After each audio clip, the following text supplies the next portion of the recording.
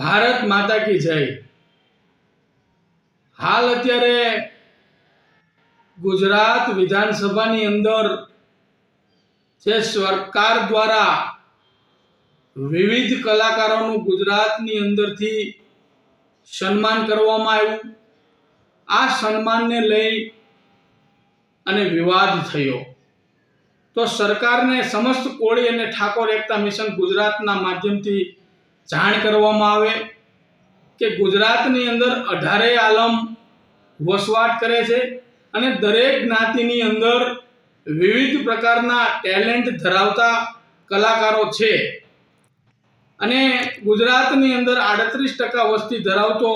સમસ્ત કોળી અને ઠાકોર સમાજ પણ મૂળ નિવાસી વસવાટ કરે છે। તો આ સમાજની અંદર પણ અનેક એવા દિગ્ગજ કલાકારો છે જેનું ખરેખર આ ગુજરાત સરકારે સન્માનિત કરવા જોઈએ, પરંતુ ક્યાંક પ્રશાસનની ખામીના લીધે, ક્યાંક આગેવાનની ખામીના લીધે એની બાદબાકી કરવામાં આવી છે। આમ જુઓ તો સરકારને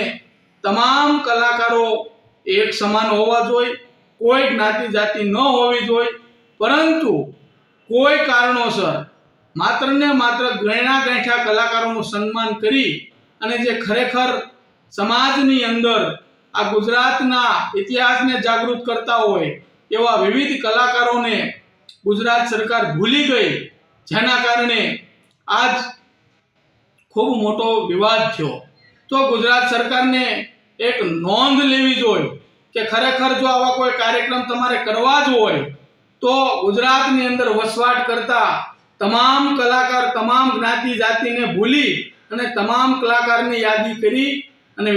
વિધાનસભાની અંદર કે સરકારના માધ્યમથી સન્માનિત કરવા જોઈએ। આજ સમસ્ત કોળી અને ઠાકોર સમાજના એક પણ કલાકારનું સન્માન ન કર્યું, જે બદલ ગુજરાતભરમાં સમસ્ત અને કોળી ઠાકોરની લાગણી દુભાણી કે અમારા સમાજની અંદર આવા ખરેખર હાઈ લેવલના કલાકારો હોય તેમ છતાં આનું સન્માન કરવામાં ન આવે તો આ સરકાર વાલા દવલાની નીતિ ખરેખર અપનાવી રહી છે।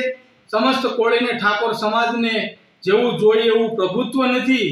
આપી શકતી, પણ આજે એ પણ નક્કી થઈ ગયું કે ગુજરાતની અંદર આવા ટેલેન્ટ ધરાવતા સમસ્ત ઠાકોર અને કોળી સમાજના કલાકારોની પણ બાદબાકી કરી અને ખરેખર આ સરકારે વાલા દવલાની નીતિ રાખી છે। તો અમારી એક જ માંગણી છે કે આ ખરેખર ફરીવાર આ તમામ કલાકારોને બોલાવી તમામનું ભવ્યથી ભવ્ય સન્માન થવું જોઈએ અને જે પણ જ્ઞાતિ જાતિની અંદર જે કલાકારો નાના મોટા રહી ગયા છે એને પણ સન્માનિત કરી અને તમામ કલાકારોને એક સમાન રાખવા જોઈએ। જે પણ કલાકાર મિત્રોનું સન્માન કર્યું એનો અમને કોઈ વાંધો નથી, પરંતુ જે સન્માનિત ખરેખર દિગ્ગજ કલાકારો છે નાના મોટા, જે મહેનત કરે છે, ગુજરાતની અસ્મિતાને